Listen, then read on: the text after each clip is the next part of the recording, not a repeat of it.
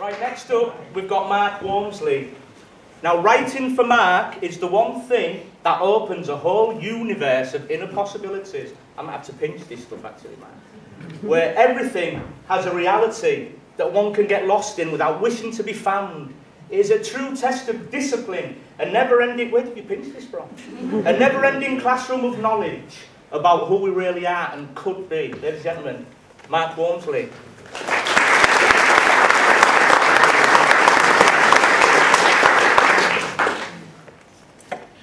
Good evening. Right, as Hull historically is known as a fishing town, I thought I'd read the first one, which is called Fishy Business.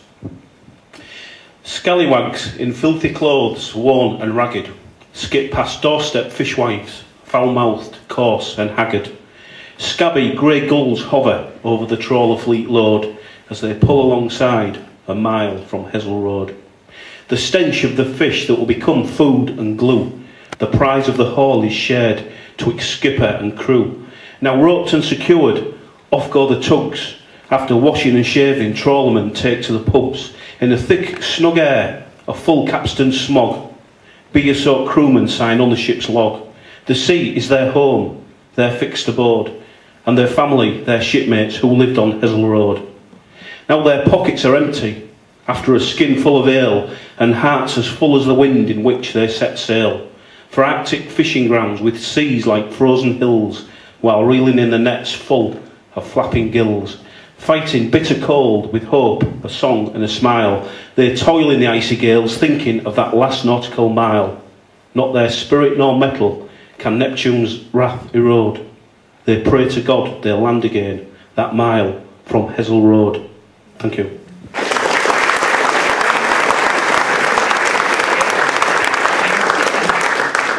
Right, the second poem tonight, as it's Larkin night, I thought I'd write one about Philip Larkin. So this one is entitled Declined Laureate. Philip Arthur Larkin, rough diamond set in loose facet, as once described the saddest heart in post-war supermarket. A piquant mixture of discontent and one of poetic lyricism, critique tides of modern jazz, he steeped his work in dour pessimism. Philip Arthur Larkin said, deprivation for all its ills was to him the very same as Wordsworth's golden daffodils.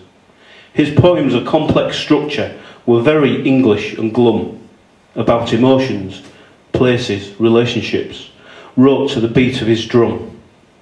Philip Arthur Larkin, influenced by Hardy, Auden and Yeats, with his quiet but reflective tone and ordinary colloquial traits, the trappings of his literary life that followed like a raging storm only fuelled his own controversy about his crass letters and a taste for porn. Philip Arthur Larkin, his work focused on two losses: good old England and the British Empire, with its proud heroes and Victoria Crosses, an honoured solitary Englishman, a misogynist with reactionary lip, before a girl in winter, Jill, set forth on the North Ship.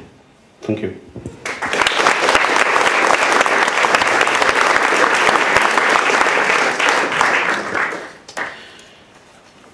Right, the next poem was written at the height of a extremely busy working career, where you sort of set off and meet yourself coming back.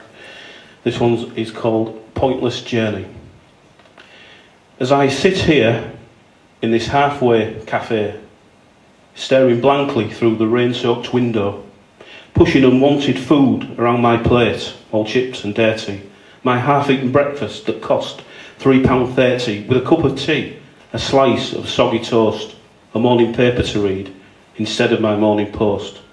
A journey that started at 4 a.m, heading this way and that, trying to remember what my speech should be like. Will I clinch the deal or fall flat? To relieve the final few seconds of tedium, I drain the last of my cold tea. From my white stained cup, the sweet liquid mixed with bitter leaves, I sit with my used crockery. At this small formica table, unfriendly, uncaring, I question myself, am I able to carry on with this pointless journey to God knows where this long road will take me? I pick up my coat, car keys and gloves.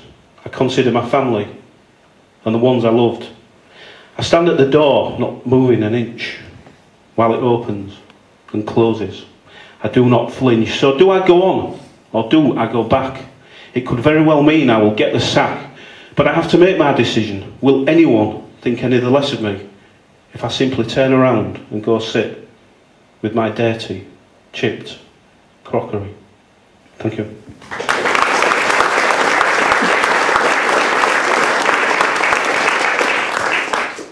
Okay, the last poem is a tribute to football. Not the pretend football that the ladies in South Africa played last week. Real football that's played on the pitches of Hull on a Sunday morning and the Veterans League. It's called Sunday Bloody Sunday. Out of bed, late as I dare, I pick up my bag from the kitchen chair, dash out to the street, sleep in my eyes, late again, but that's no surprise. Get to the ground and shabby hut, the changing rooms are still locked up. How many lads we got today? Not sure right now, we're playing away. On we go, I can only count 10 men. Where the fuck's John or Daz and Lazy Ben? Dried mud on my boots from last week's game, unwashed shirts but no one to blame. At least the refs turned up, all whistle and flag. 70 years old, a cough and a fag. What a sight we make as we take our place on this field of dreams we're not fit to grace. We pass the ball, in practice we're good. Fucking superstars blathered in mud. The pitch like a ploughed field but undeterred. We kick off, tactics unprepared. We scream and shout, give us the ball. We gasp and wheeze, trip, stumble and fall. 10 minutes in, we've had our fill. The opposing striker makes it 1-0. Our keeper screams, he's highly strung, and midfielder cries, I've lost a lung. The forwards cough and gasp for a smoke, while defenders give chase, without any hope. They're fucking good, this opposing team. After 35 minutes, they've scored 14. Now down to 8 men as they gain fan the net. But we carry on, because we're not beat yet. The ref looks at his watch and the whistle blew. What a sorry sight, this motley crew. Come on, lads, we're better than this. What are you doing out there? You're taking a piss. A plea goes out, lanes her past straight, and the captain and me break into a fight. So, with bloody nose and a corking black eye, it's back onto the field. It's do or die. Nothing is going to plan. In fact, it's going to hell. That's another 5 goals in a 12-minute spell. Now 22-0. They're having a stormer. Hey, hang on, lads, we've got a fucking corner. The ball is crossed into the air. It's soared.